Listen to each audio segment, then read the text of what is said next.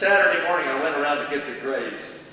Got another C in chemistry. Got a D in physics, yes! And then I went to get my grade at this math course, and it was posted in this little lobby outside of where the graduate student taught this math lab. I'm trying to read over the tops of these people to see their grades, and I'm looking down the list. Balda, Beltran, Balderrama, Black, F. I had flunked the course. I heard the strains of do.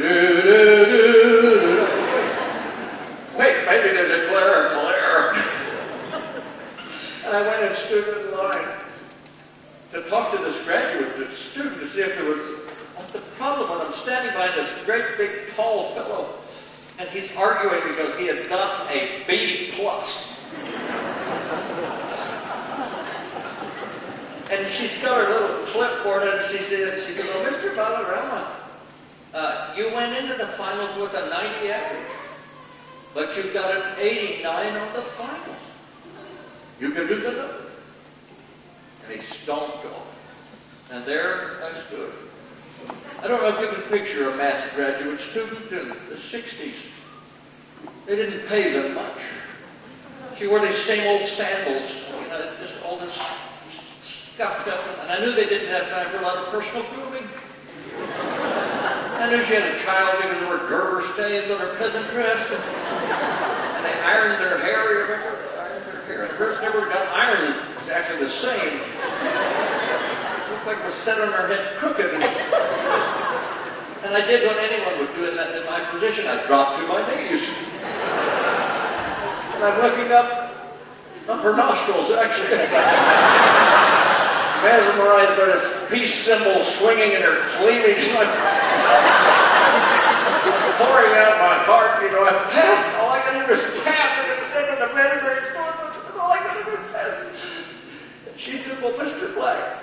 She adjusted her little John Denver glasses. Put her clipboard. She said, well, Mr. Black, you went into the finals with a 56 average. I said, I know I was coming on strong. And she said, you didn't pass the finals. I said, I have done everything in my power to understand what you're talking about. I was here every Saturday morning, right back there in the corner, regulars of insulin shot. I don't know what more I could do. And there are moments when you're talking to somebody and they're distracted. And I think that's what happened, because her good judgment just zipped out, just might step out of the room for a moment. And she said, Mr. Black, she said, I will give you a D- on one condition. And I said, anything. And I meant it. Meant doing her laundry all summer, chewing old buffalo hides to make her some new sandals. She said, if you promise never to take calculus or trigonometry again, I will give you a D-. And I kissed her stickery ankles, and she said, next.